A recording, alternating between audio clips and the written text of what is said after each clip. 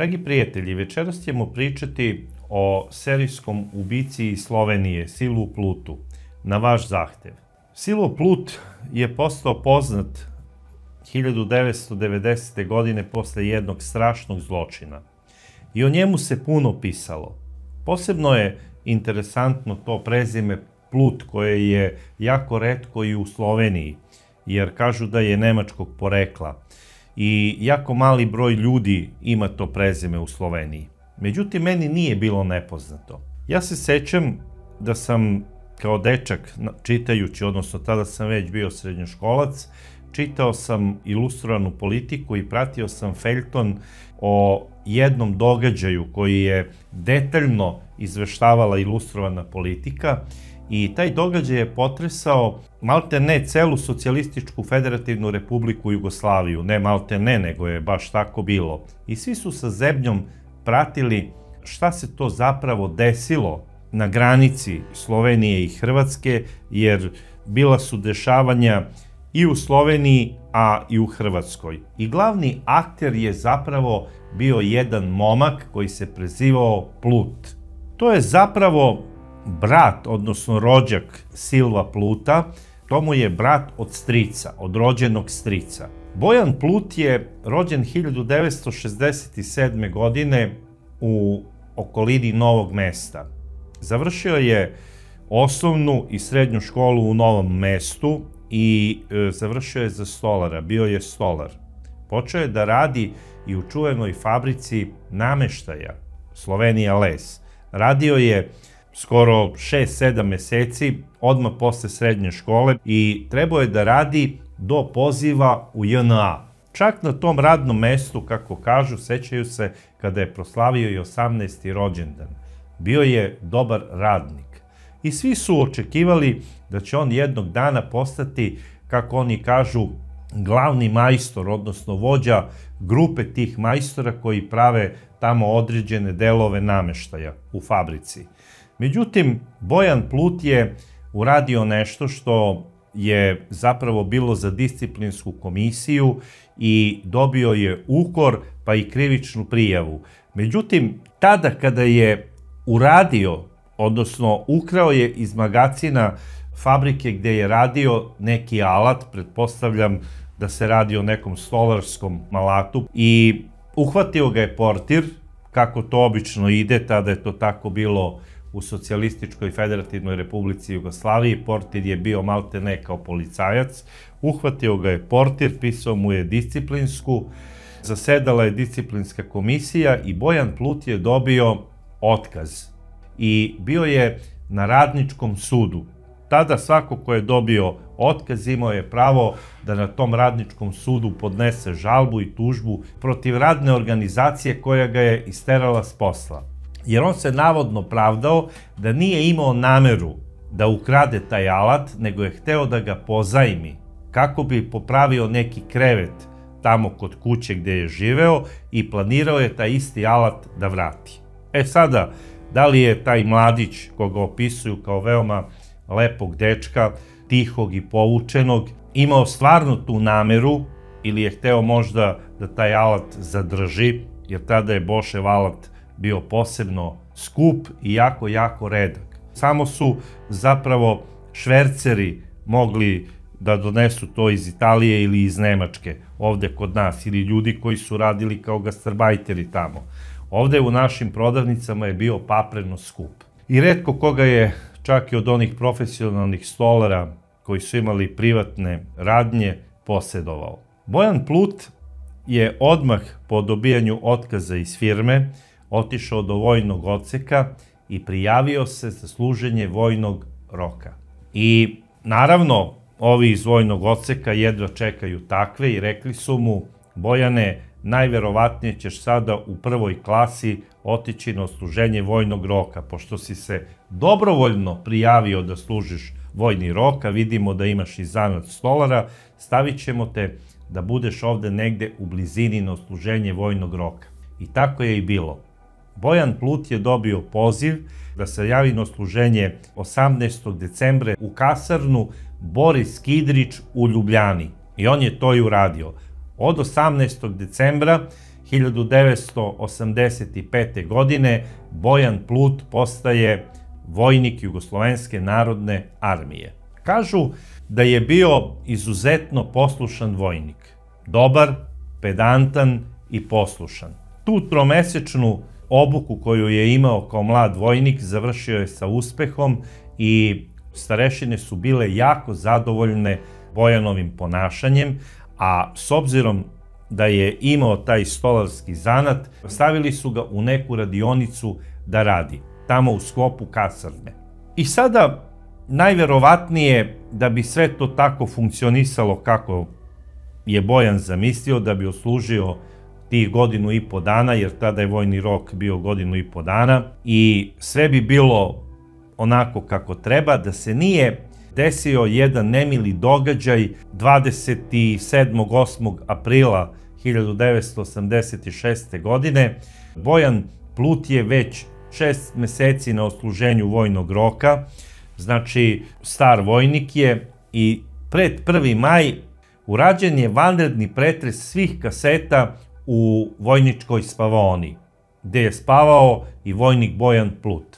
Sada, da li je starešina imao neku dojavu ili je to bila neka redovna kontrola, jer u armiji se to znalo, i ja kada sam služio vojsku, bilo je ono, uđe starešina i kaže ajde otvorite kasete, pregled. Obično šta su tražili? Da li neko slučajno ima neki alkohol, u smislu nekog žestokog pića, ili da li ima recimo neke tablete koje nisu dozvoljene, tipa bensedin, ili neke druge lekove na psihoaktivnoj bazi.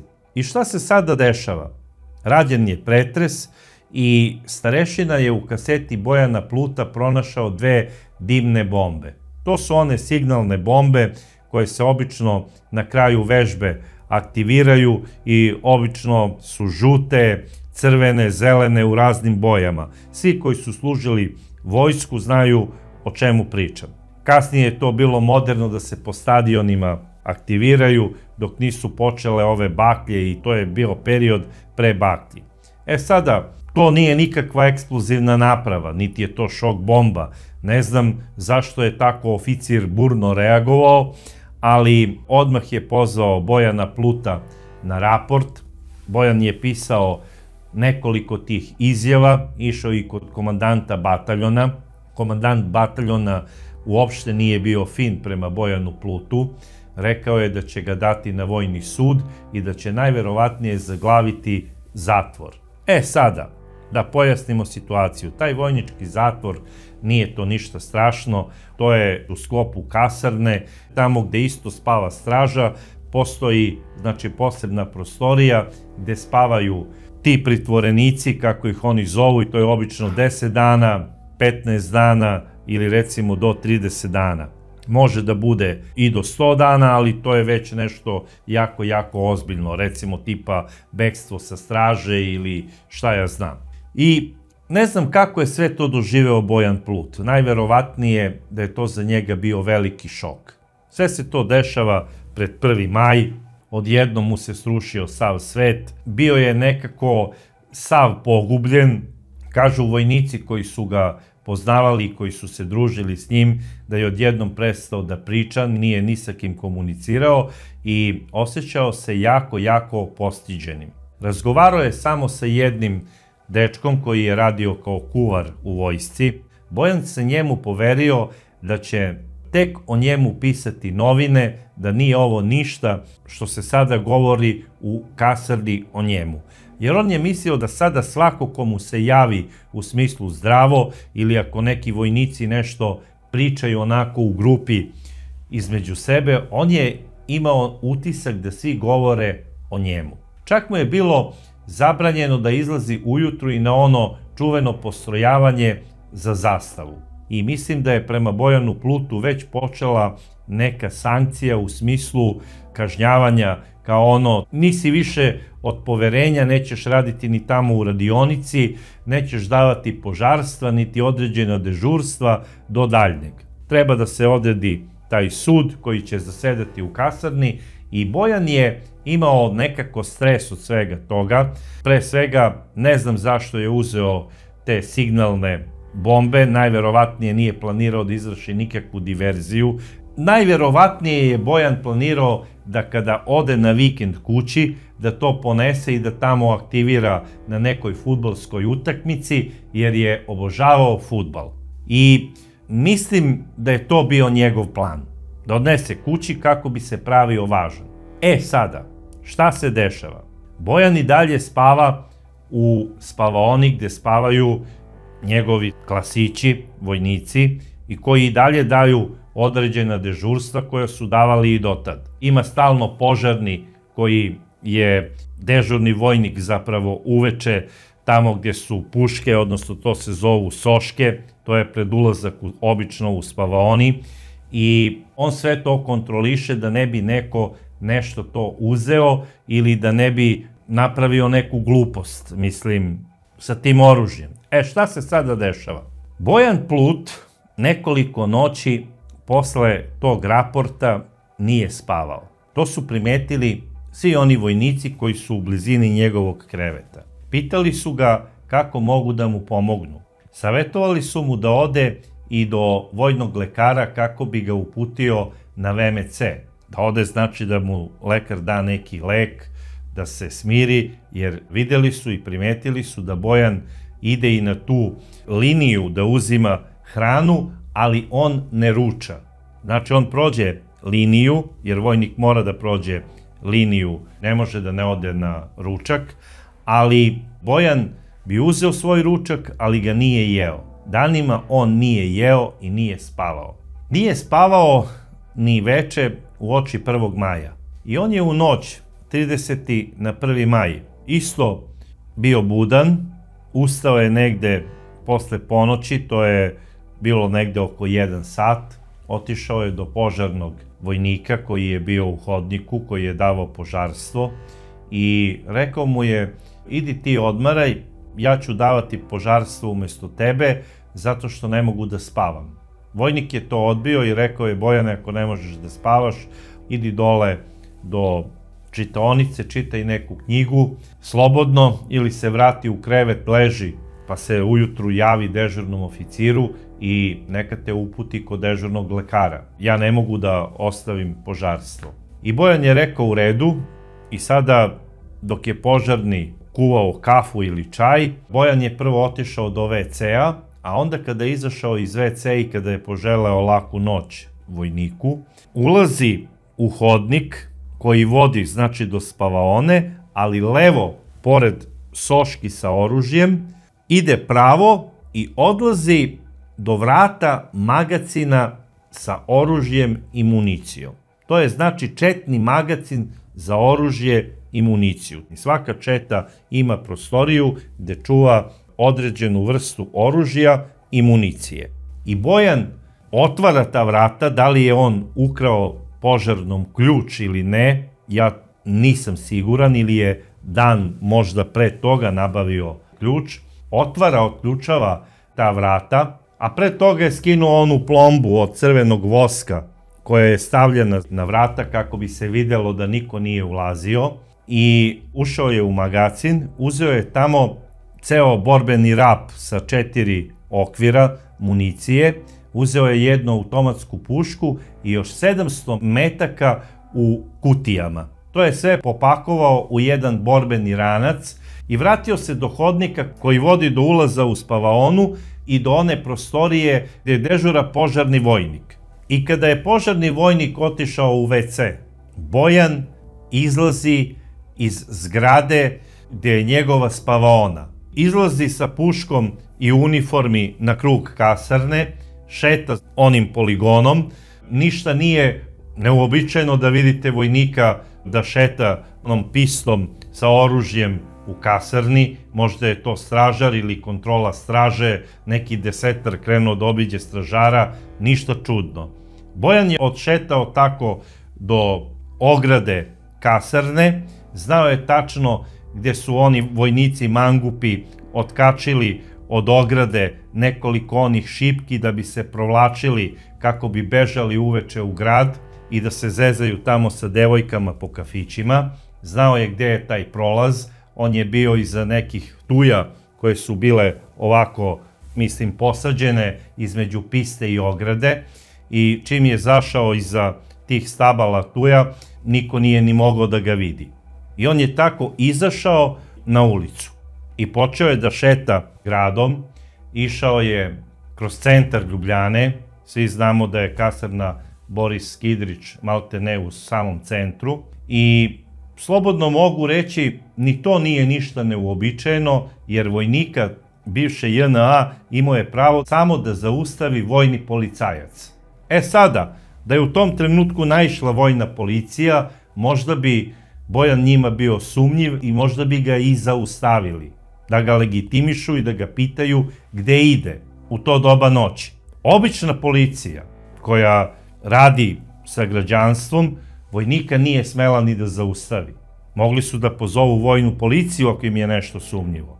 Ali što bi im bio sumnjiv vojnik u uniformi koji ide sa puškom o ramenu, a kasarna je u blizini. I šta sada radi Bojan? On odlazi do jednog taksiste i najverovatnije da je tog taksistu i platio, koji ga je odvezao do jednog magistralnog puta koji se zove Nemačka cesta. I kada je došao kod te Nemačke ceste, on je izašao iz taksija, taksi se vratio za centar grada, a Bojan je ostao na tom mestu da stopira. I stopirao je. Znači, to je bio faktički već onaj početak prvomajskog uranka. To je bilo negde oko 2 sata ujutru.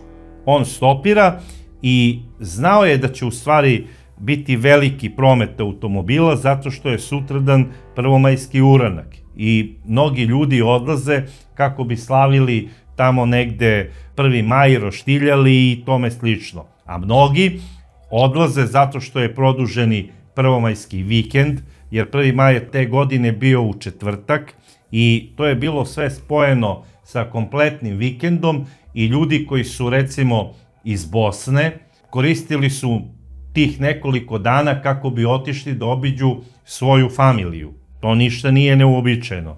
I baš jedan takav je i naišao.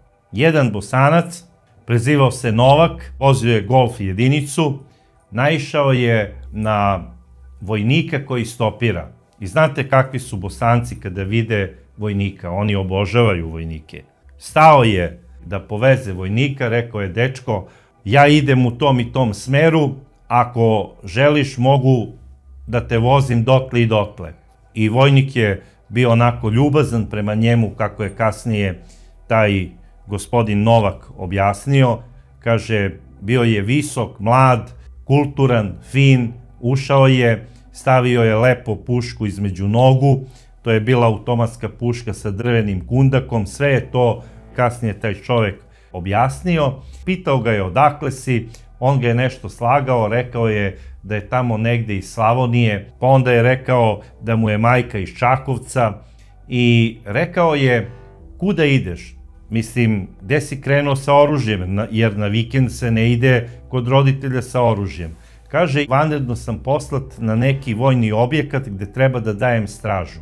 Malo je bilo onako čudno tom Novaku, rekao je obično te vojnike prevozi straža koja tamo ide da menja ljude, znači službenim automobilima, odnosno džipovima i Pinzgauerima.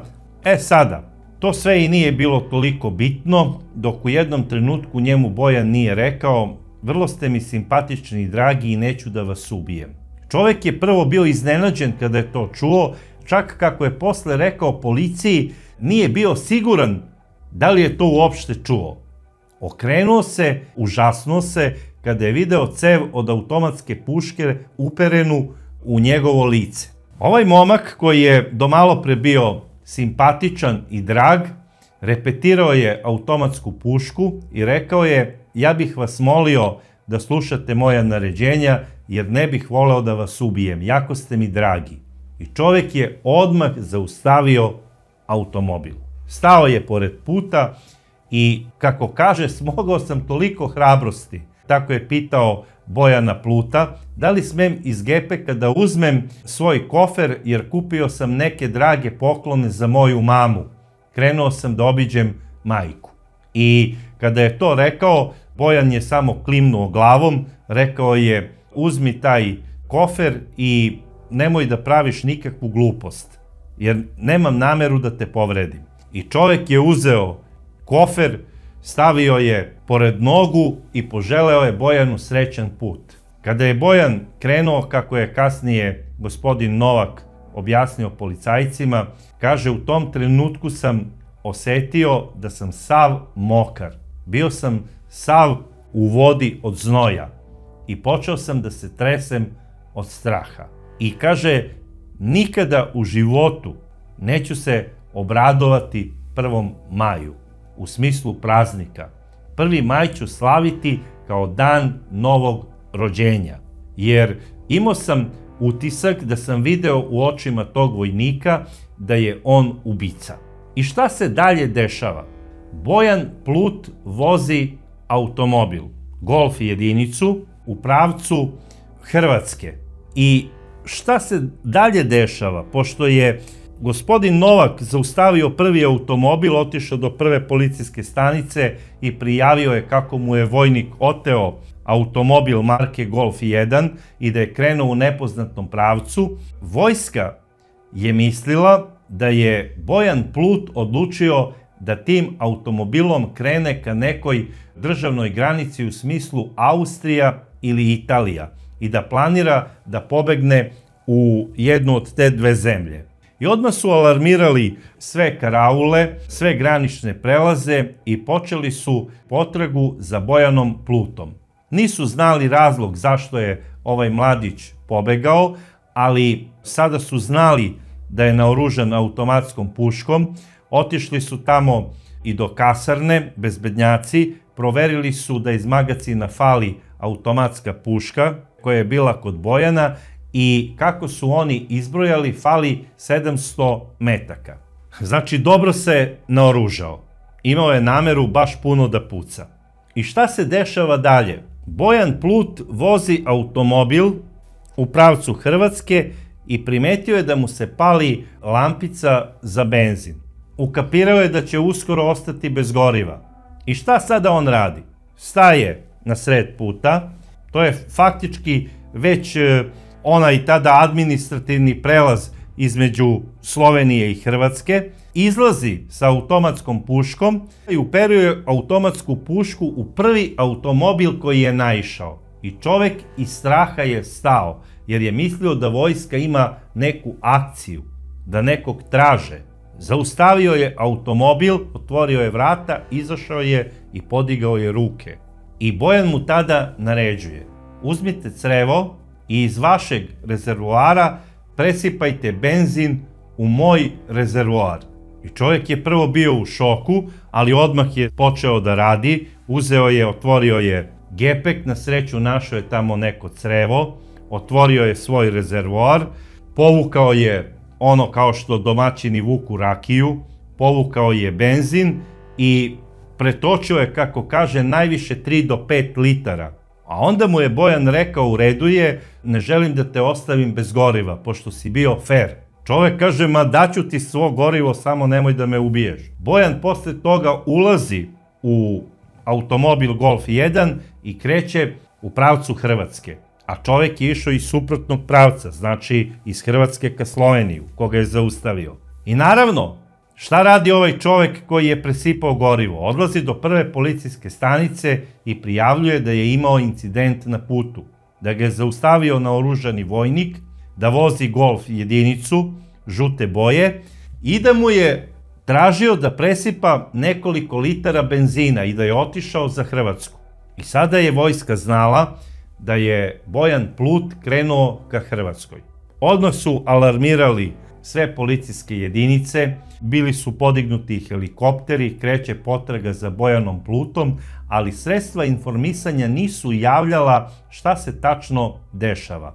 Ljudi su bili iznenađeni velikim brojem helikoptera koji lete u tom delu granice, vidjeli su i oklopna borna vozila, vidjeli su i veliki broj vojne policije i civilne policije koja nešto traži, stotine njih.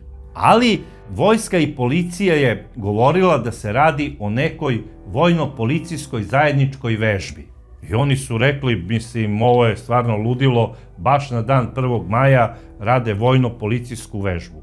I tog 1. maja sve je bilo ono zadimljeno od roštilja, ljudi su se veselili, svako izletište je bilo puno, bezbroj automobila, a Bojan Plut je odlično izgleda znao te neke sporedne puteve kojim se kretao jako vešto, izbegao je sve policijske patrole i jednostavno je nestao.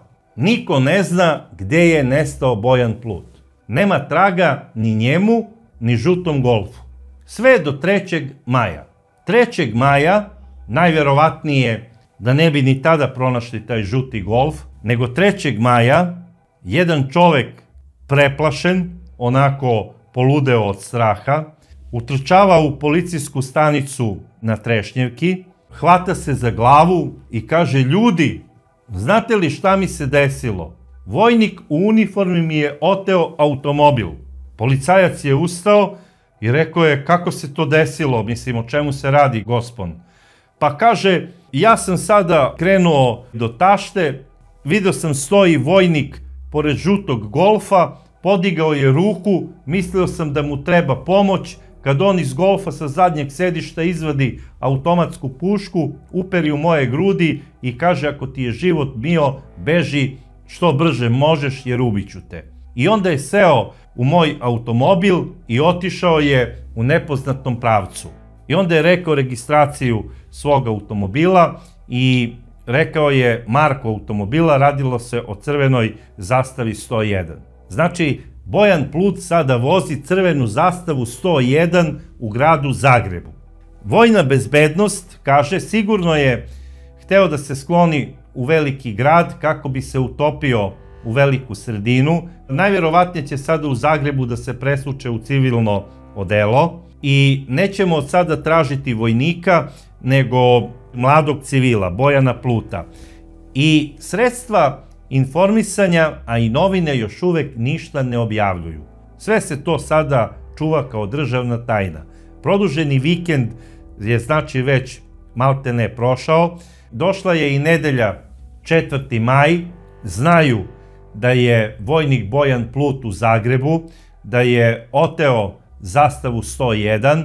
Pronašli su baš na tom mestu i onaj golf jedinicu, baš da je rekao ovaj čovek. Naravno, bio je bez goriva, zato ga je i zamenio zastavom 101.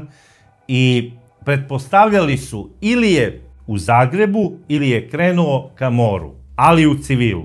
I javili su svim policijskim i vojnim patrolama da obrate pažnju na put koji vodi od Zagreba do Splita.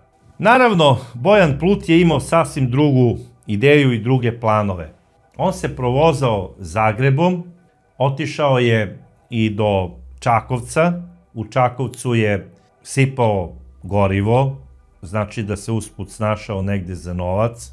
Međutim, bio je i dalje u uniformi, jer kasnije kada je jedan policajac došao da natoči benzin i kada je počeo da razgovara sa ovim čovekom koji radi na benzinskoj pumpi, u fazonu šta ima novo, je rekao pa nema ništa, sve je onako normalno, redovno, šta ima kod vas novo? Ma kaže, imamo pojačanu meru bezbednosti zato što je neki vojnik pobegao iz kasarne i ukrao je automobil prvog golfa, sada zastavu 101 crvene boje. Pa kaže, bio je pre nekih sat vremena ovde i natankirao je puni rezervoar i otišao je negde.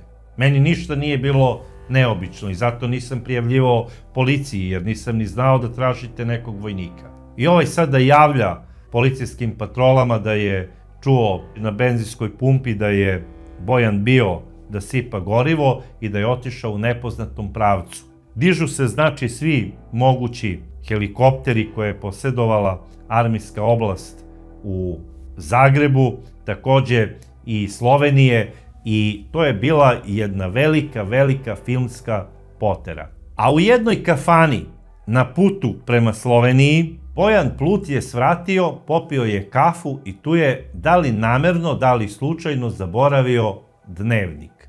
On je vodio dnevnik svakog dana šta radi. I na zadnjoj toj stranici koju je popunio stavio je: Bojan Plut se neće menjati do smrti. I to je 3 puta podvukao. I ja pretpostavljam da je on namerno ostavio taj ukoričeni dnevnik da bi ga tu neko pronašao i predao policiji. I Bojan Plut isto nekim svojim znanim stazama opet se vraća za Sloveniju. Sigurno je imao nameru da ode do Novog Mesta, tamo odakle je, jer se najverovatnije i najsigurnije osjećao tamo, i stigao je do mesta koje se zove Kapela. To je zapravo jedno veće selo. U tom selu Kapela on je izašao, otišao je do jednog čoveka kako bi ga pitao da li ima nešto novca da mu da. Čovek, čim je otvorio vrata, iz straha je odmah zatvorio vrata, zaključao je, okrenuo je telefon i javio je policiji. Tek onda je komandant potrage koja je išla za Bojanom Plutom rekao da je ipak najbolje da se obavesti kompletno građanstvo da je pobegao vojnik iz kasarne, da je naoružan i da je opasan i da otima automobile. I sada opet znaju da se on vraća u Sloveniju i dalje ima uniformu. Znači, kreće se kao vojnik. Taj nekako produženi prvomajski vikend, oni koji su radili po fabrikama, oni su koristili kako bi roštiljali, ali radnici koji rade poljoprivredu, oni su to koristili kako bi što više uradili te setve koja je tada u maju nekako najzastupljenija. I šta se dešava? Polje je puno ljudi. Bojan vozi taj crveni automobil marke Zastava 101, često staje i razgovara sa ljudima. Pita da li je bilo vojske, da li je bilo policije. Ljudi naravno još uvek ne znaju da je on odbegli vojnik. I kažu, bilo je ovih dana puno helikoptera, leteli su, imaju neku vežbu. Međutim, Bojan kreće i saznao je najverovatnije u tom nekom razgovoru da je put koji je ispred njega apsolutno blokiran oklopnim borbenim vozilima vojske i policije. I sada on vozi tim nekim seoskim putevima, oni su svi razlokani, u jednom trenutku mu puca i guma, vozi onako na felni, ostaje ponovo bez benzina, izlazi iz automobila, počinje da se kreće pešice, znači nosi onaj ranac pun municije, dolazi do nekih seljaka, uzima hranu, znači svi ti ljudi koji rade poljoprivredu imaju kod sebe i hranu, videli su vojnika koji dolazi, pita ih za hranu, videli su i pre toga nekoliko dana vojsku, ali ne znaju ko je razlog, pomislili su da je sigurno ovaj vojnik najverovatnije neki vojnik koji se izgubio od svoje jedinice jer su imali vojnu vežbu, pa ih sada traži. Rekli su mu još i gde je vojska, otprilike po njihovom mišljenju, gde su ih jutros videli, dali su mu hranu i onako niko ništa nije komentarisao u smislu evo odmetnika, nisu se plašili, jer javnost nije bila obaveštena. I tog dana Bojan Plut se krije u nekom grmlju pored nekog potoka. Sve to u tom mestu koje se zove Kapela. Sve je to atar tog sela, Kapela. Uveče Bojan Plut je primetio da u njegovom pravcu se kreće velika kolona borbenih vozila. I to su bila ona oklopna borbena vozila policije sa mitraljezima koji su prošli velikom brzinom. On je bio sakriven u grmlju, prošlo je nekih 10-ak tih borbenih kola, a posle njih idu 2 automobila. I primetio je da su to automobili marke Golf civilne policije, znači slovenačke policije. I on je prvi automobil propustio, a drugi automobil je zasuo rafalom. Ispucao je 20-ak metaka u automobil i ubio je oba inspektora. U drugom automobilu bili su pripadnici republičkog MUP-a iz Ljubljane. Jedan je bio inspektor državne bezbednosti, a drugi je bio inspektor kriminalističke policije, taj koji je vozio auto. Bojan Plut je ispucao 20 metaka i možete da zamislite tu nesreću ovih jadnih inspektora. Od 20 metaka samo su 2 promašila njihovo telo. 18 metaka su bila u telima ovih ljudi. I šta se dešava kada je ubio ova 2 policijska inspektora? Bojan Plut ih je izbacio iz automobila, seda na mesto vozača, uključuje rotaciju i pokušava da sustigne vojno-policijsku kolonu koja je ispred njega.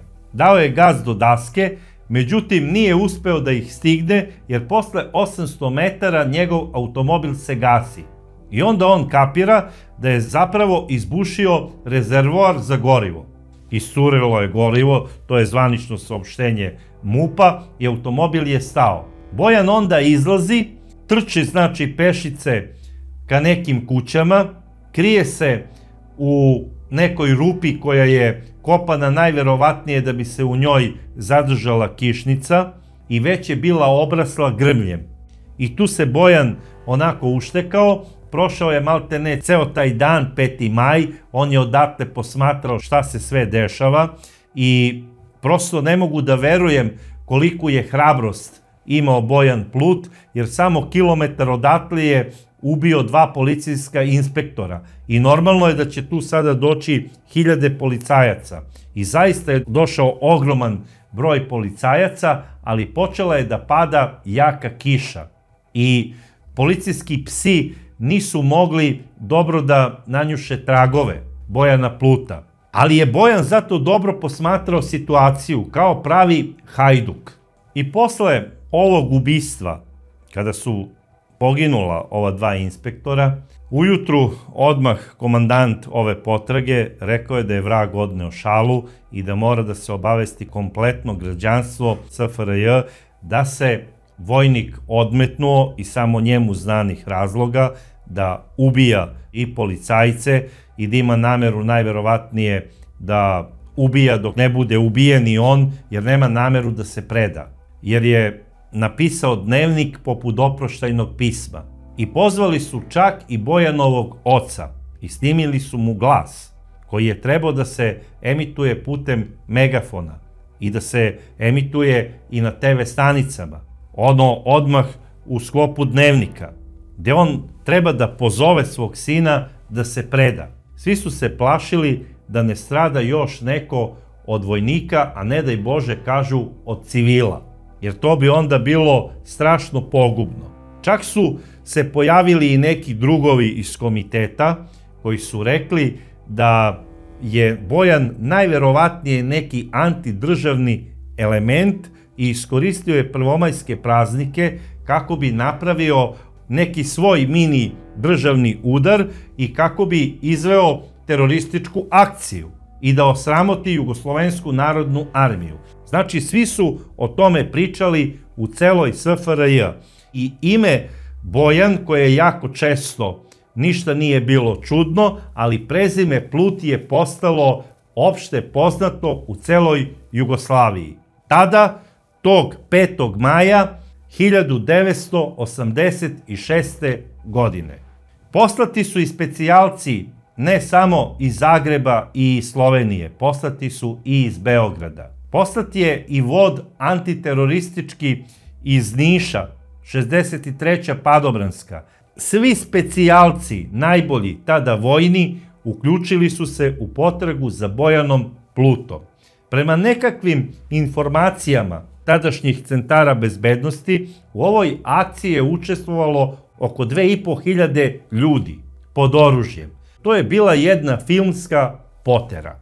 Kako je kasnije Silvo, Bojanov brat, izjavio, to je smrt kakva se samo poželeti može, filmska priča. Mislim, Silvu je to bilo zanimljivo. I šta se sada dešava sa Bojanom Plutom? On je ceo dan proveo negde u nekoj rupi sakriven, uveče je izašao, došao je do neke vikendice, jer je video da je došao čovek nekim Renaultom 4 i odlučio je da ode i da ukrade taj automobil. I odlazi do kuće, već je pala noć, kuca na vrata. Kada je otvorio čovek, ovaj je u njega uperio automatsku pušku. Čovek je već znao da se traži vojnik, prenerazio se i prebledeo od straha, umalo nije dobio infarkt i rekao je: šta treba, momče? Kaže: dajte mi ključeve vašeg automobila. I čovek mu je odmah dao ključeve od Renaulta. Bojan ulazi u Renault 4 i kreće u samo njemu znanom pravcu. Međutim, došao je do prve policijske zasede. Policija počinje da puca, jer već im je neko javio da je on uzeo u naselju koje je kilometar odatle Renault 4. Policija ga je očekivala i tu u ataru sela Kapele dolazi do pucnjave između vojne policije i civilne policije sa jedne strane i sa druge strane Bojana Pluta. Bojan Plut je u njih ispalio oko 90 metaka, znači 3 okvira, i kreće opet, bez obzira što je auto sav izrešetan kao u nekom filmu, izlazi iz skloništa, ulazi u automobil, pokreće ga i automobil, pošto je bio sav izbušen, bile su izbušene i gume, loše se kretao i preturio se. I sada kada se preturio, najverovatnije nije mogao da izađe kako je planirao. Policajci kreću ka njemu, znači specijalci, sa ciljem da ga neutrališu, i na nekih 50 metara kada su bili od njega čuli su jedan kratki rafal i posle toga tišina.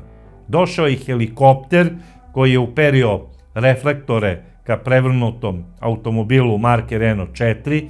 Policija je prišla i tamo je pronašla beživotno telo Bojana Pluta, koji je okončao svoj život tako što je digao ruku na sebe. I faktički je ispunio ono što je napisao u dnevniku: idem do smrti. Šta je njemu trebala ova avantura, to je samo on znao, ali svi mi na prostoru bivše SFRJ koji smo pratili vesti, a i čitanje tih časopisa, ja kažem, čitao sam Ilustrovanu politiku kao srednjoškolac, saznao sam za prezime Plut i bilo mi je poznato. Sada ćemo da se vratimo i da pričamo malo o njegovom bratu, Silvi Plutu. To je Bojanov brat od strica. Silvo Plut rođen je 29. maja 1968. godine u Novom Mestu u Sloveniji, a odrastao je u selu Rosalinci sa svojom porodicom. Tamo je odrastao u jednoj porodici koja zapravo nije funkcionisala baš onako kako treba. Otac i majka nisu bili nešto u dobrim odnosima. Silvin otac je radio u Nemačkoj u nekoj fabrici i dolazio je tako jednom u 3 meseca kako bi porodici doneo neke stvari iz Nemačke i kako bi im dao novac. Sada, kada bi nekada preskočio taj dolazak, on bi novac poslao poštom, sve je to funkcionisalo kako treba, ali Silvina majka bila je besna na svog supruga i kad god bi on došao, izbijala bi svađa između njih dvoje i Silvo i njegov brat su to slušali i boga mi te svađe su uticale jako loše na decu. Silvo je bio ubeđen da njegova majka strašno mrzi njegovog oca i jednom je majku pitao: mama, zašto se stalno svađaš sa tatom i zbog čega je stalno vika i zašto razbijate tanjire kada se završi ručak, nekada i pre ručka, ne mogu da shvatim zašto se toliko mrzite. Majka nije ništa rekla, ali Silvo, kako se kasnije raspitao kod druge dece, oni su najverovatnije to čuli od svojih roditelja. Silvina majka je sumnjala, zapravo čula je od drugih ljudi koji rade isto kao gastarbajteri u Nemačkoj, da njen suprug zapravo tamo živi kao momak.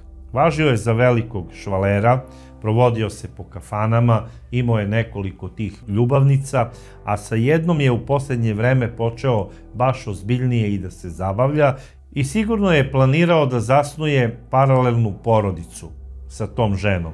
I normalno da je Silvina majka bila ljuta na svog supruga i da je taj bes i ta svađa zapravo bio rezultat svega toga što je ona čula i znala. Nekada je ona preterivala u tome.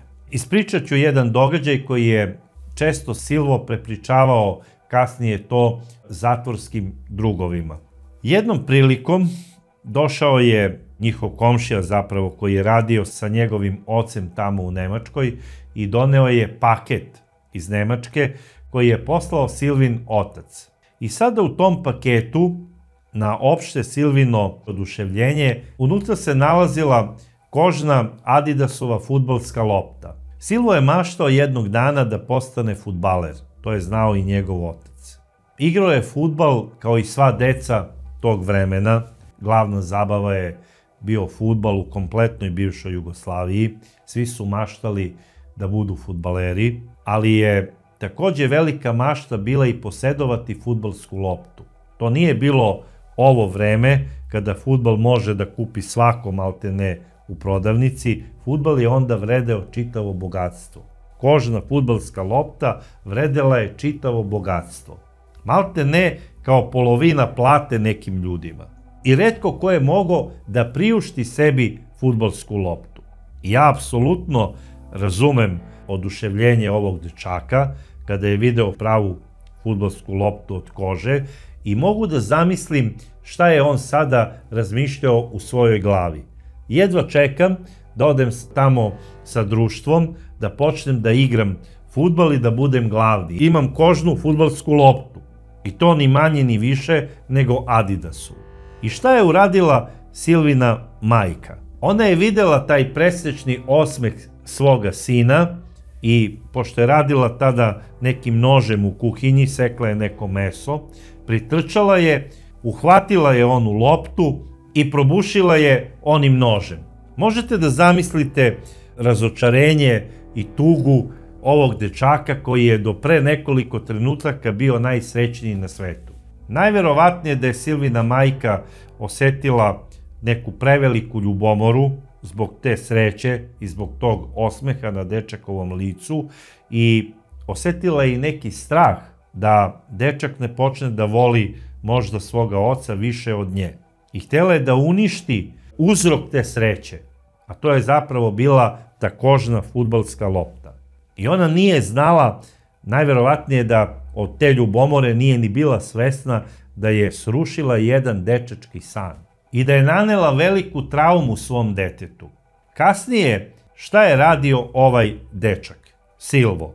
On je svaku macu koju je volela njegova mama, kada ona ne bi to videla, onako iz prikrajka bukvalno oteo, odneo na neko tajno mesto i iživljavao se na tom mačkom. Neke je i drao, a obavezno posle toga bi ih zaklao. To je radio sve iz osvete prema svojoj mami. On je kao dečak počeo da ubija životinje i nesvesno je postao psihopata. Jednom prilikom je tako kada je njegova mama donela neke kuce koje je pronašla negde tamo pored puta, donela je 2 male kuce, okupala ih je i rekla eto imamo sada kuce, možete da se igrate sa njima. Silvo je uzeo te 2 kuce, odneo ih tamo pored neke reke i ubio ih je. A kasnije je počeo da ubija životinje po celom komšiluku. I to su neke komšije i videle i prijavile su ga njegovoj mami. Dobio je strašne batine. I kad god bi nestala neka kuca ili maca u komšiluku, njegova mama bi ga tukla. Silvo je najverovatnije tako i postao ženomrzac. Počeo je da mrzi svoju majku, a kasnije je zamrzeo najverovatnije i sve žene ovog sveta. Silvo je odrastao zapravo u jednog pravog psihopatu. Završio je osnovnu školu, a kasnije, bar kako se pričalo, upisao i srednju medicinsku školu. Sada, da li je to tačno ili ne, ali eto, navodno je Silvo Plut završio srednju medicinsku školu u Novom Mestu. Nikada nije radio ništa, zato što je već počeo da se bavi i nekim sitnim švercom i kriminalom. Kad kažem sitnim švercom, znao je ljude koji donose iz Italije ukradene stvari i onda bi ih preprodavao. Na onom predvojničkom pregledu sigurno su ga lekari procenili da nije za služenje vojnog roka zato što je agresivan, jer su sigurno u njegovom pogledu, u njegovom ponašanju i na tom psihotestu provalili da je psihopata. A s obzirom i na to da je njegov brat od strica godinu dana ranije napravio velike probleme, to isto JNA, ja ne verujem da uopšte nekome palo na pamet iz vojnog odseka da imaju još jedan problem koji se zove Plut. I ja koliko znam, Silvo Plut nije ni služio vojni rok, on je posle srednje škole bio besposličar koji je živeo, kako on kaže, od šljake do šljake, a to je zapravo od krađe do krađe. Postao je delikvent. Nikada nije radio, niti je imao nameru da radi. Prema tome, Silvo je već bio registrovan u policijskim kartotekama kao delikvent, imao je bezbroj tih sitnih krađa, najverovatnije da imao i neke sudske postupke u vezi njih pred nekim sudovima. I tako je Silvo Plut besposličario i jednog dana dok je stopirao na cesti, to je bio 16. februar, planirao je da se vidi sa nekim društvom u Novom Mestu, naišao je automobil koji je vozila njegova školska drugarica, Marijanca Matjašić. Marijanca je zapravo krenula da odradi svoju drugu smenu u fabrici obuće gde je radila. Išla je na posao, videla je stopera koga zna iz škole, to je bio njen školski drug, stala je i povezala je Silvu. U početku je sve bilo normalno, dok nisu prošli nekoliko kilometara, Silva ju je zamolio da ga odbaci do nekog obližnjeg jezera, jer tamo treba da se vidi sa nekim drugom, a ona neka nastavi dalje na posao, ka Novom Mestu. Jadna devojka Marijanca nije ni znala da je Silvo na ovaj način nju uvukao u jednu svoju zamku.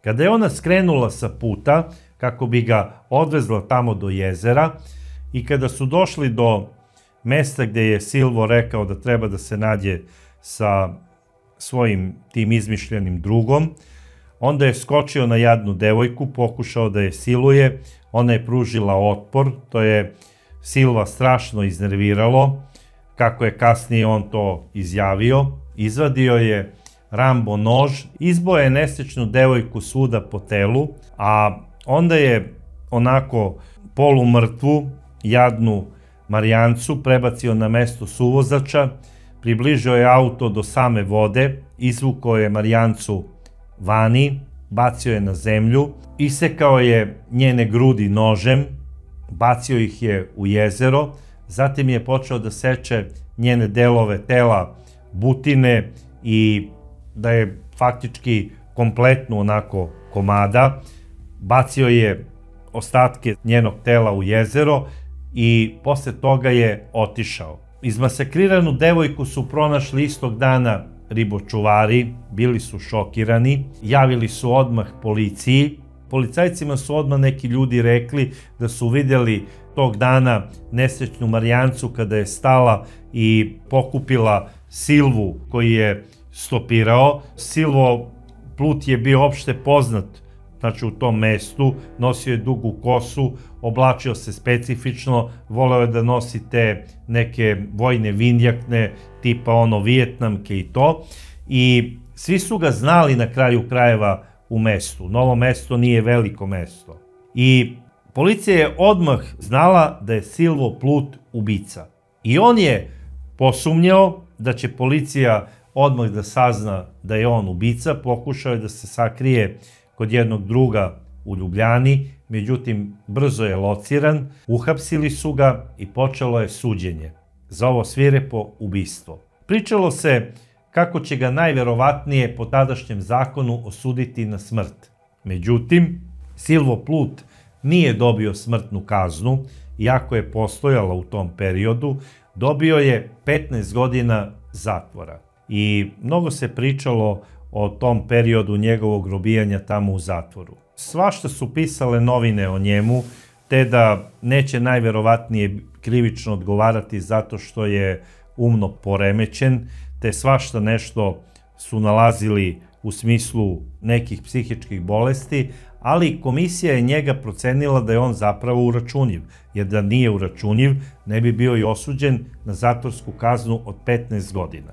Međutim, lično moje mišljenje je da je Silvo Plut zapravo jedan pravi seksualni manijak, odnosno seksualni predator.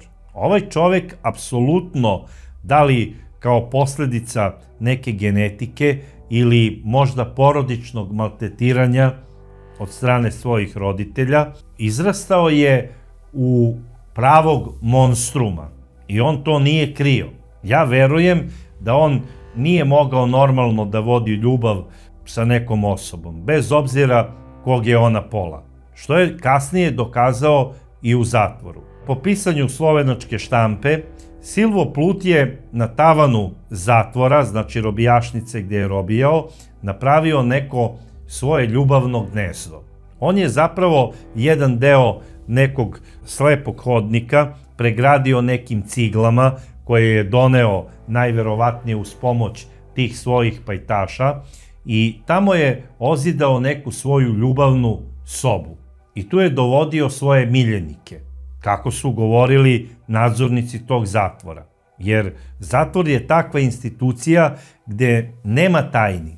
Svaka tajna je javna i sve se sazna. I Silvo Plut je dovodio neke svoje miljenike i vodio je ljubav sa njima. One koji su mu se sviđali, a nisu bili za tu priču da posećuju njegovu ljubavnu sobu, on bi pokušao da siluje. I najverovatnije da je mnoge zatvorenike i silovao, ali da oni to od sramote nisu prijavljivali nadzornoj službi. Ali jedan jeste. Prijavio je Silvu Pluta da je pokušao da ga siluje. Sada, pokušaj silovanja u zatvoru je novo krivično delo za koje se bar u Srbiji sudi od 3 do 12 godina zatvora. Bez obzira da li ste ga uradili napolju ili u zatvoru. To je krivično delo, kao i ubistvo, kao i prodaja narkotika. Znači, ako ste osuđeni za ubistvo napolju i robijate, izdržavate kaznu, ubijete nekog, vama se sudi za novo ubistvo. Ako prilikom izdržavanja te zatvorske kazne za ubistvo silujete nekog ili pokušate da ga silujete, vama se sudi za pokušaj silovanja. To je novo krivično delo. I zašto sada ovo pričam ovako iznerviran? Ja ne znam kako je Silvo Plut mogao da bude proglašen jednim od najuzornijih zatvorenika.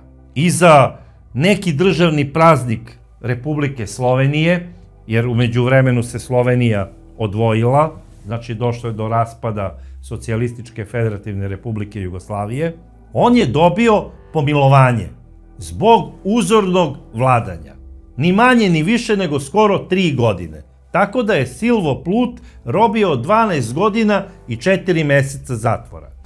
Ne znam, kada neko se tako ponaša u zatvoru, pravi orgije i neki zatvorenik ga prijavi nadzorniku, pokušao je da me siluje Silvo Plut, ne znam kako je taj isti nadzornik mogao da potpiše posle predlog za pomilovanje na osnovu uzornog vladanja. Zamislite, uzorni zatvorenik koji je poluživu devojku izmasakrirao tako što joj je odsekao dojke, butine, udove i tako iskasapljenu bacio u jezero ribama. Siluje dečake koji su dosta mlađi i pretpostavljam lepši od njega, dopadaju mu se i on je uzoran. Mislim, stvarno ne znam, ja pretpostavljam da u zatvoru vlada zatvorski red, a možda i ne postoji. To je samo moja pretpostavka. Možda uopšte nije bitno tamo nekome ko potpisuje predlog za pomilovanje, šta je taj čovek uradio i šta radi prilikom izdržavanja kazne. Možda je samo bitno za koga je recimo možda glasao ili možda je lobirao u zatvoru veliko glasačko telo za određenu političku partiju. 300 sigurnih glasova u zatvoru, Silvo Plut dobija 3 godine pomilovanja. Skoro 3 godine. Ne znam, to je moja pretpostavka. I on izlazi sa svojim najboljim cimerom, malte ne u isti dan, možda je Silvo Plut sredio i svom cimeru iz ćelije da izađu zajedno. Izašli su zajedno iz zatvora i odmah sutra dan, pošto nisu imali novac kako bi se snašli u Ljubljani, počeli su sa razbojništvima.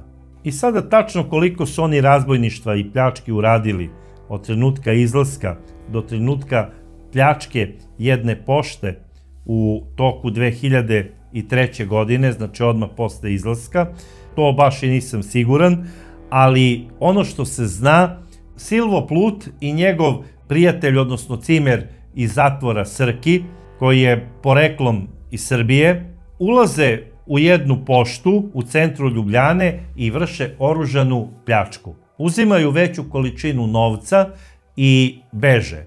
Međutim, šta je interesantno? Silvo Plut nije bio maskiran i njega je upravnik pošte prepoznao. Prepoznao ga je iz novina, jer Silvo Plut je postao medijska ličnost. O njemu se toliko pisalo da je postao poznat. Malte ne, bio je javna ličnost.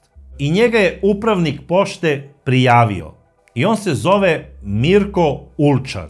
I jako je bitno da se zapamti njegovo ime i prezime. Mirko Ulčar je prijavio Silvu Pluta da je sa nepoznatim maskiranim ortakom opljačkao poštu u centru Ljubljane i da su pobegli u nepoznatom pravcu.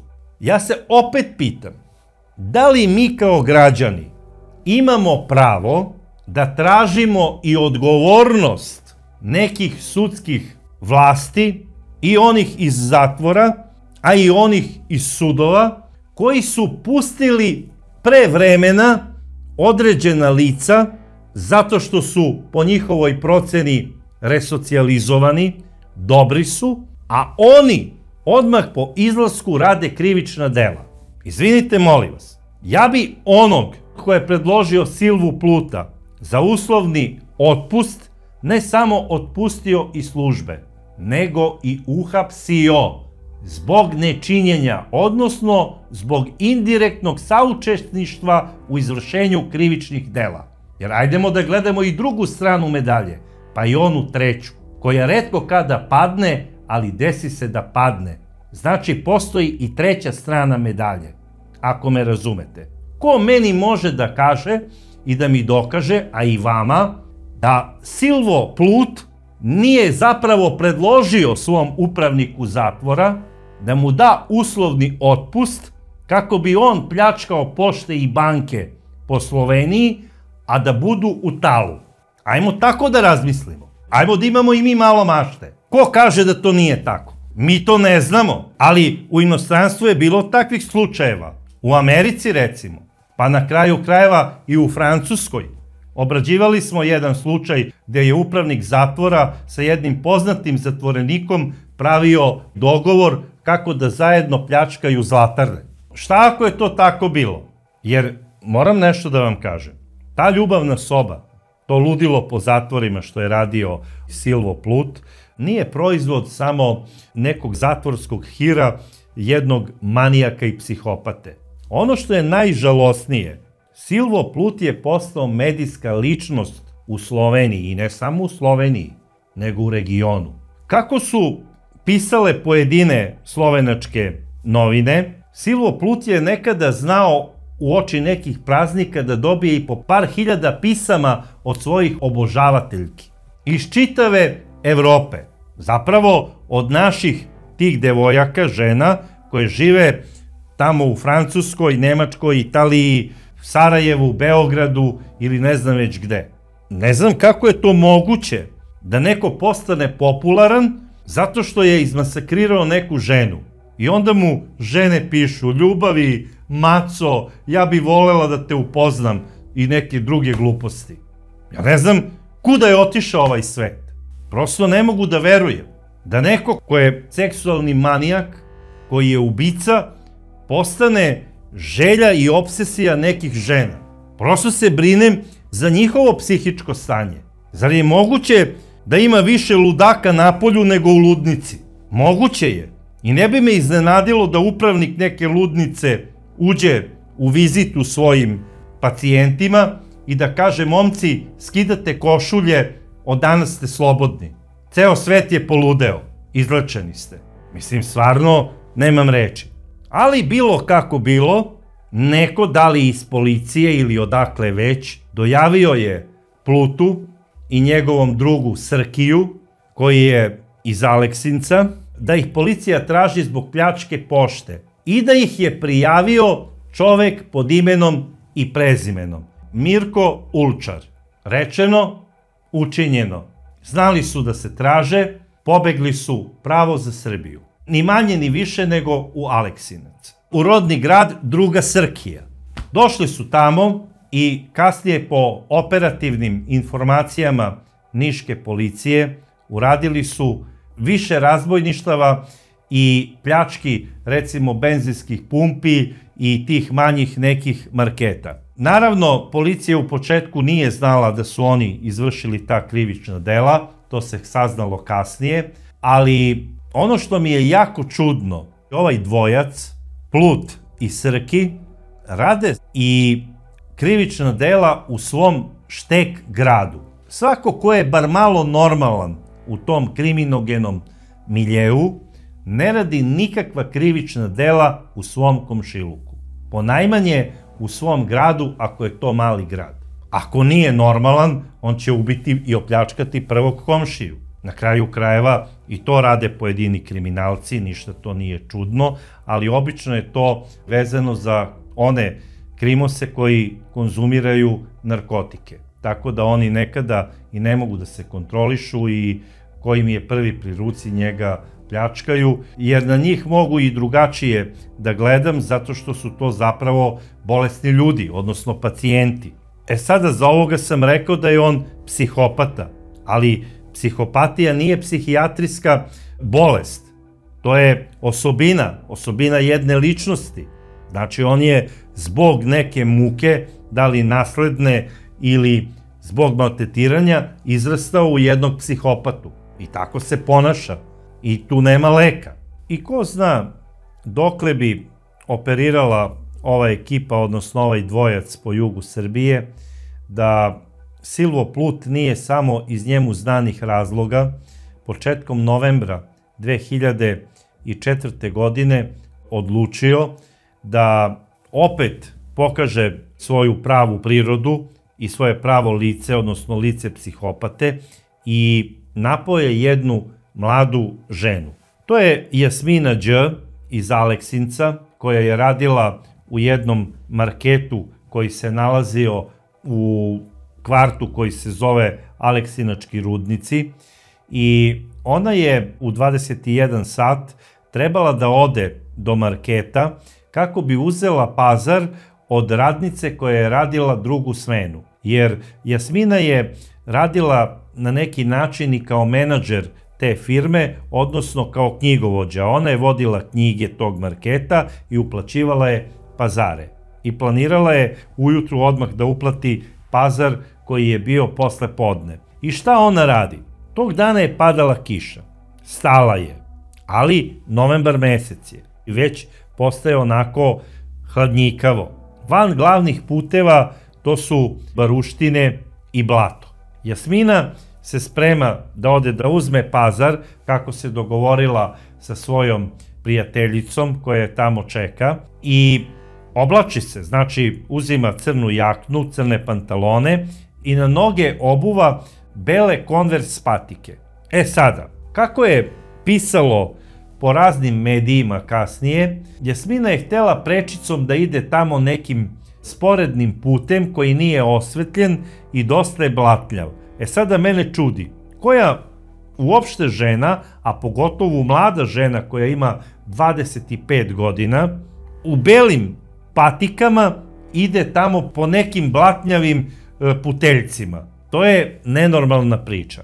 Ja sam ubeđen da je Jasmina izašla iz svoje kuće, da je krenula asfaltiranim putem tamo do tržnog centra gdje je radila, to je tržni centar Vranjanka, kako bi uzela pazar od tog dana, i rekla je svojoj prijateljici dolazim za 5-6 minuta, znači da je to jako blizu njene kuće. Ona izlazi u 9 sati iz kuće i faktički joj se gubi trag do pola 12. Kada zove ova radnica ponovo tek u pola 12, zove njenu majku i kaže zašto Jasmina ne dolazi, ja je čekam. I onda su se njeni roditelji uplašili, naravno i brat, pozvali su i njenog verenika, krenuli su da je traže tim putem, prošli su nekoliko puta, nisu je videli, obavestili su i policiju i na opšte zaprepašćenje svih, policija ju je pronašla na tom sporednom putiću koji je 10 metara udaljen od asfaltiranog puta i tamo je pronađena jadna devojka koja je bila bez odeće, njena odeća je bila pocepana sa njenog tela, nasilno znači skinuta, devojka je bila silovana i izmasakrirana nožem. Na njenim grudima je bio ucrtan krst nožem, bila je izujedana po grudima i po stomaku, znači videli su se tragovi ugriza i vrat joj je bio prerezan. Monstrum koji je sve to uradio, on ju je i zaklao. I ja ovo sada sve pričam što je rekao bivši načelnik SUP-a Niš, Milić, koji je izjavio za Telegraf. Znači ja ga citiram. Ovo su njegove reči. Sve ovo što sam ja sada vama rekao, to je rekao bivši načelnik SUP-a Niš, Milić, koji je ujedno obavljao i posao načelnika OUP-a Aleksinac. I on je lično bio na uviđaju i sve to što je on video, ja sam vam sada rekao. I ono što je primetio tadašnji načelnik Milić, tu je bila jedna kapa, odnosno kačket, takozvana Sicilijanka. Odmah su znali da je to kačket od ubice.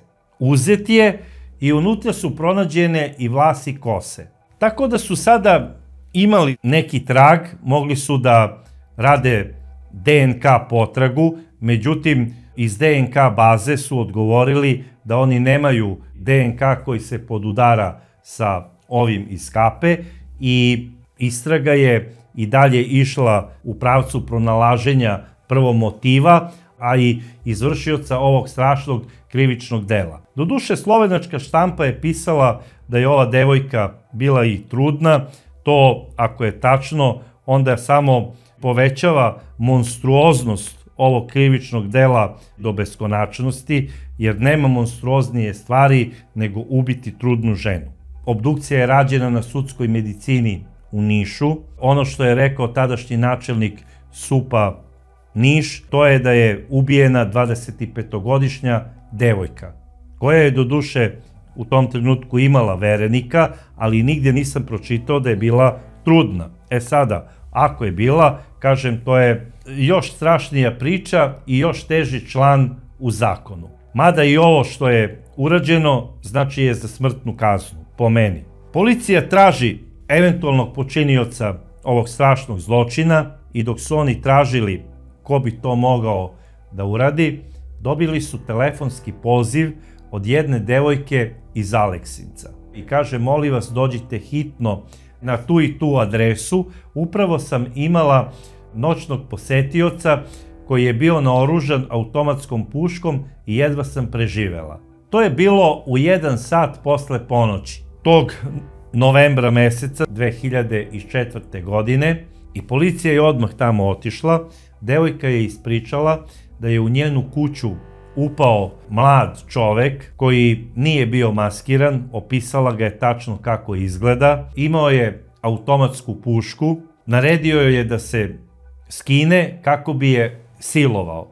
Međutim, devojka je počela s njim da priča lepo, rekla mu je da li je sa tobom sve u redu, da li si za kafu, za sok, sigurno si u nekom problemu, zašto bi me silovao, ti meni i ne znaš.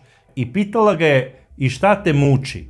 I na njeno opšte iznenađenje čovek se otvorio, počeo je da priča sa njom i ostao je čitava 4 sata. Možete da zamislite tu traumu. Čitava 4 sata taj čovek je sedeo s njom, pričao, pio je kafu, pušio je cigarete, ostavljao je one pikavce u pepeljari.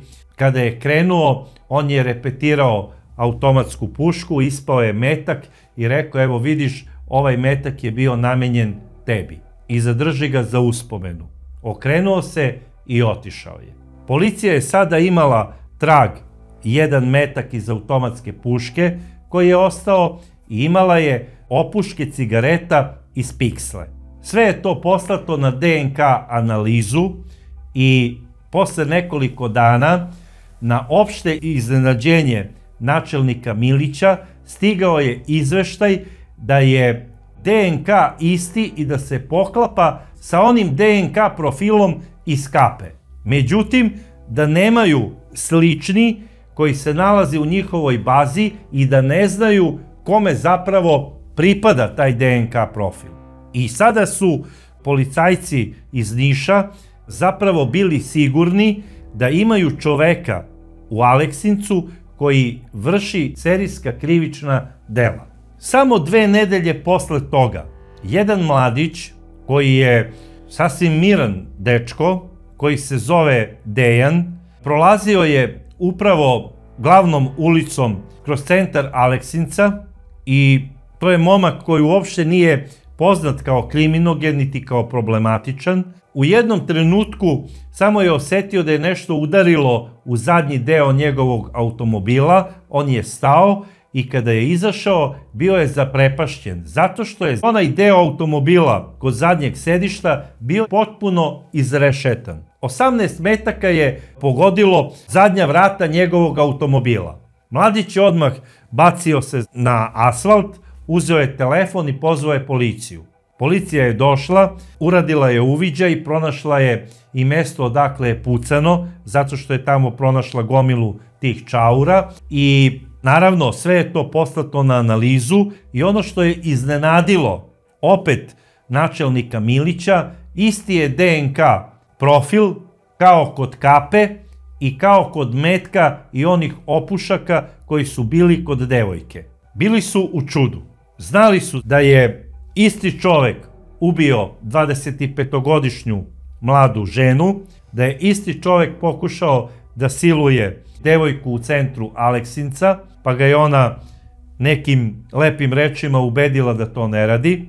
Najverovatnije bi je i ubio, jer je to i planirao, i da isti čovek iz samo njemu znanih razloga je pucao na mladića, koga je u tom trenutku procenio možda opasnim ili ga je mrzeo zbog nekog lošeg pogleda ili možda neke reči. Treba reći da je taj mladić od tog stresa dobio dijabetes. Policija je i dalje tragala i nadala se da će što pre pronaći serijskog zločinca iz svog malog mesta i dok su oni tako tražili, jednog dana je u policijsku stanicu u Aleksincu ušetao jedan čovek, predstavio se imenom i prezimenom i rekao je da je video čoveka koga zna imenom i prezimenom, jer stanuje kod njegovog komšije Srkija.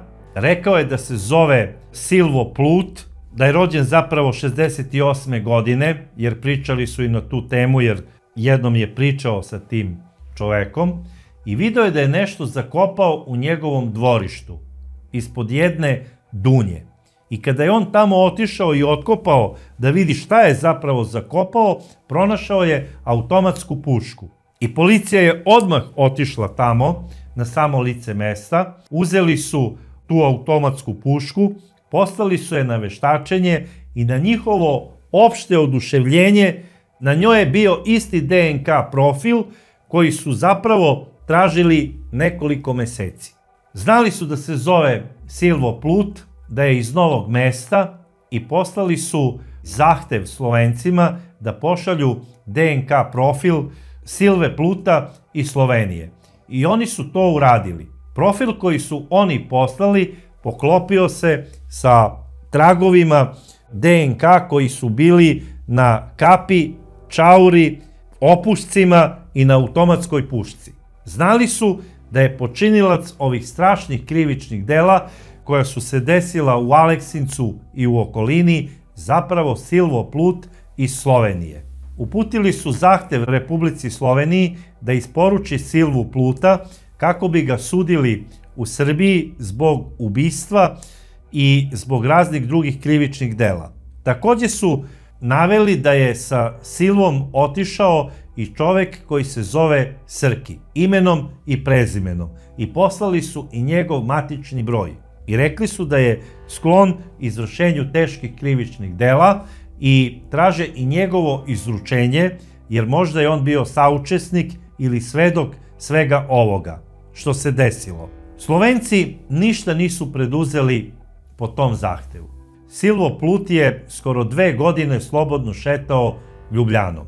Ko zna koliko je silovanja ili možda ubistava uradio za to vreme. Možda ne državljankama Slovenije, možda je neke turistkinje silovao i ubio. Siguran sam da za te 2 godine ovaj predator je nešto preduzeo po ovom pitanju kako bi zadovoljio svoje pogane potrebe. I ja sam ubeđen da je on ubio neku stranu državljanku. Možda recimo državljanku Kine, možda neku Šveđanku, možda neku azilantkinju, možda neku državljanku Bosne i Hercegovine, možda neku Italijanku. I da ne nabrajam, ne znam koju, ali ubeđen sam da je ubio i negde zakopao svoje žrtve. Bilo kako bilo, on je za policiju Slovenije bio uzorni građanin koji je mirovao.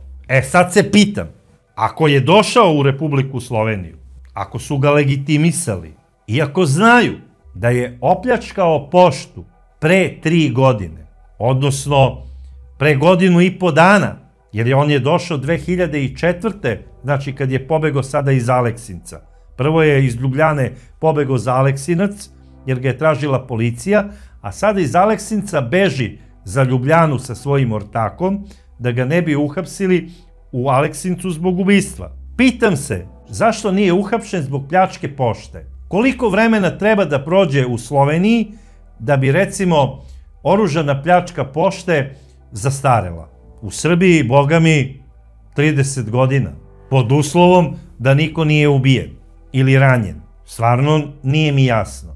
Ja znam da u Sloveniji vlada demokratija, ali da je tolika demokratija i da toliko praštaju neka krivična dela i da zaboravljaju zapravo da su urađena, prosto ne mogu da verujem. On nije otišao tamo sam, on odlazi sa svojim ortakom Srkijem, sa kojim je opljačkao tu poštu. Da li se neko pitao od tamo lokalnih policajaca iz Slovenije od čega žive ovi momci, ovaj dvojac? Ko ih izdržava? Kako plaćaju stan u centru Ljubljane? Jel primaju socijalnu pomoć? Doduše, Silvo jeste primao ranije neku socijalnu pomoć kada je bio mlad, ali sada već decenijama ne prima. Da li se neko pitao otkud njima novac? Dobro, niko se nije pitao, evo neću da se pitam ni ja. Verujem da policija Ljubljane zna odlično svoj posao. Ali ono što oni nisu mogli ni da pretpostave, to je da Silvo Plut ima slonovsko pamćenje u odnosu na njihovo. Oni su brzo zaboravili njegovu pljačku pošte. Ali Silvo Plut nije zaboravio ime i prezime upravnika pošte koji ga je identifikovao i prijavio zbog pljačke. Njegovo ime je Mirko Ulčar. I 24.2.2006. godine Silvo Plut, opet naoružan automatskom puškom, ja stvarno ne znam gde taj čovek pronalazi tolike automatske puške, upada u ranim jutarnjim časovima u porodični stan bračnog para Ulčar, zaskače ih, bukvalno, Mirka udara kundakom automatske puške po glavi, vezuje ga, a jadnu ženu koja još uvek malte ne se nije prosvestila, jer je i nju udario po glavi, pred Mirkom, onako vezanim, siluje nekoliko puta jadnu Ljubicu, a onda je uzeo nož i počeo da seče deo po deo njenog tela i na kraju je jadnu ženu zaklao. Mirko se nekako oslobodio i pobegao i prijavio je to policiji. Policija Ljubljane, gle čuda, odmah je ustala na noge, krenula je velika potera za Silvom, istog su posle nekoliko dana uhapsili, suđeno mu je za ovo strašno krivično delo silovanja i ubistva, osuđen je na 30 godina zatvora. Tega koja sodba nepravična. Ne moram tega prenesti. Na insistiranje pravosuđa iz Srbije, slovenačko pravosuđe nije reagovalo u cilju da se pridruže gonjenju i za krivična dela u Srbiji, jer ako jedna država ne izručuje svoje državljane drugoj državi za određena krivična dela, ona je dužna da to lice liši slobode, dok se u toj zemlji gde je izvršeno krivično delo ne donese presuda, a posle na osnovu te presude da po zakonima države, čiji je državljanin izvršio krivično delo, sude istom i da mu donesu presudu na određenu zatvorsku kaznu. Međutim, Silvo Plut je slobodno skoro 2 godine šetao po Sloveniji, po Ljubljani, nikoga nije dirao i evo sada je izvršio strašno krivično delo i ubio je nesrećnu ženu, državljanku Slovenije, Mirkovu suprugu. Ja še vedno trdim, da je nisem ubil. In to bom še skozi trdil, dokler bom živ. Ja vem, da sem storil samo eno rano na vratu in to ne namerno. Da nisem hotel nisem se z njo ukvarjal kaj dosti. Mene je bilo samo zaradi tega, zakaj je mene uličar spravil v ta rob pošte v Pohungracu. Silvo Plut je u aprilu 2007. godine oduzeo sebi život tako što je popio veliku količinu lekova za smirenje. Dan pre nego što je u Nišu izrečena paralelna presuda Silvi Plutu za izvršena krivična dela u Aleksincu. On je pred Niškim sudom osuđen na 40 godina zatvora. Pre nego što je otišao na onaj svet, napisao je i oproštajno pismo. Nigde se nije pokajao u tom pismu za sve ono što je uradio. Bilo bi normalno da je ovaj monstrum napisao uradio sam to i to, da napiše znači sva krivična dela koje je uradio, na neki način da ljudi saznaju možda nešto što nisu znali ili što vode kao krivično delo da je izvršio neko drugi, a uradio je zapravo on. Nigdje nije spomenuo ime ni jedne žrtve. Samo je tražio da njegov brat Tone preuzme njegovo telo i da ga sahrani sa Biblijom na grudima, jer se navodno pokajao za sve ono što je uradio na ovom svetu. Naravno, moram to da kažem, njegova porodica se njega odrekla. I brat Tone, a i otac Franci. Niko nije hteo da preuzme njegovo telo. Možda bi njegovo telo preuzela njegova majka, međutim, ona je umrla još 1988. godine, kada je Silvo imao 20 godina. Brat Tone je rekao da je on njega davno izbrisao iz svog sećanja, kao da uopšte nije ni postojao još 90. godine kada je ubio njihovu školsku drugaricu Marijancu. I ja apsolutno razumem ovog čoveka. Ono što je uradio Silvo, to je strašno i prosto nezamislivo. Tako da je Silvino telo kremirano o trošku države. Ono što ostaje misterija, gde je Srki? Gde je njegov pajtos iz zatvorskih dana? Gde je njegov pajtos iz Aleksinca? Kao da je u zemlju propao. A možda ga je Silvo i zabetonirao negde. Apsolutno nigde nije primećen taj čovek. Možda je pobegao u Patagoniju, možda je otišao ko zna gde. Možda na kraju krajeva je on ubio svoju sugrađanku, a Silvo je bio prisutan kada je ovaj to uradio. To mi možemo samo da nagađamo. Generalno, Silvo Pluti je taj koji se vodi kao lice koje je ubilo Jasminu. Najstaršan to razjasni.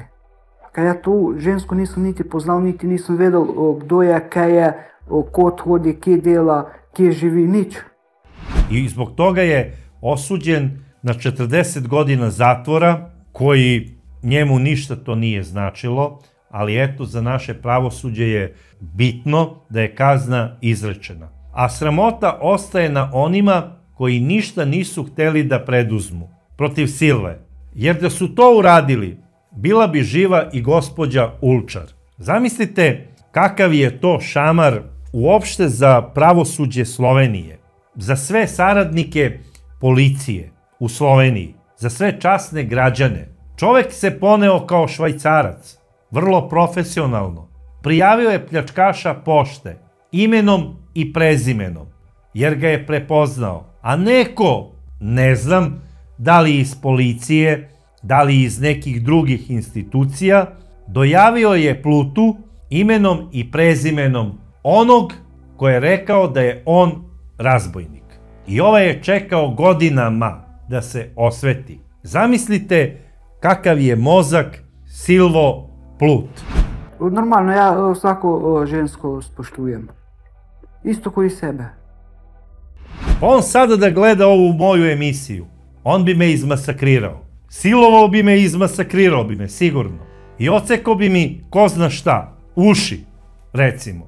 Međutim, onaj ko se plaši vrabaca, taj žito i ne seje. Tako da ja imam barem nadu da će ova emisija pozitivno uticati na mnoge ljude koji je gledaju i da će stvoriti neku dozu nepoverenja prema ljudima koji su se doselili u njihov komšiluk iz inostranstva, besposleni su, a imaju od čega da žive. Ajde da se zapitamo, ko su svi ti ljudi tamo iz nekih država koji su dotrčali zbog nečega ovde, žive u našem komšiluku, a mi ono kao gledamo svoja posla. Možda će sutra naša ćerka, naša sestra, naša supruga da krene da pokupi neki pazar tamo gde smo je poslali. I možda će da sretne ovakvog monstruma, ne daj Bože, serijskog silovatelja i ubicu. Jer ono što je interesantno za Silvu Pluta, to je da on vrši krivična dela u mestu gde živi. On nije kao serijski ubica iz američkih filmova, kao recimo iz filma Kad jaganjci utihnu. On ubija prve komšije, on ubija znana lica, on ubija svoju školsku drugaricu. Ko zna, možda bi on ubio i svoju majku da nije umrla 88. godine. Kao što je ubijao njene mace i kuce. Ovaj čovek je rođeni psihopata i njegovim odlaskom na onaj svet nije zadovoljena pravda. Bar po meni. A zašto? To što je on sebi oduzeo život, to je njegova želja. A onim devojkama i ženama kojima je on oduzeo život, to nije bila želja. One su htele da žive, da rađaju, da budu korisne ovoj zajednici, odnosno zajednici u kojoj su živele. A sve to je uništio i te njihove snove je prekinuo i pretvorio njihov život u pakao i noćnu moru, monstrum koji se zove Silvo Plut. I to ime moramo zapamtiti. Radit ćemo mi u ovom mom serijalu i obrađivat ćemo mnoge serijske ubice iz našeg regiona. Ali Silvo Plut će ostati na počasnom mestu po monstruoznosti u top 3. Način na koji je on to radio sa uživanjem i sa takvom dozom sadizma, to je i za neke horor filmove nezamislivo. Ovaj čovek je sve samo ne čovek. I ja se nadam da je on sada tamo gdje mu je i mesto, u paklu.